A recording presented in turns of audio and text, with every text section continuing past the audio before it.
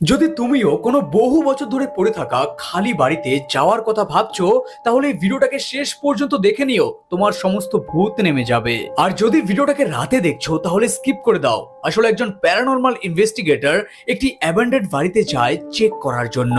সেখানে যাওয়ার পর সে একটা এমন জিনিস দেখতে পায় যেটা দেখার পর তার এক ফোঁটাও বিশ্বাস হয় না।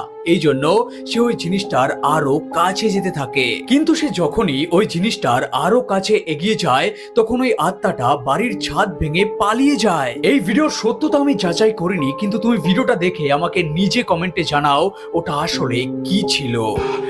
Astagfirullah. Gua ngeri banget anjir. Allahu Akbar.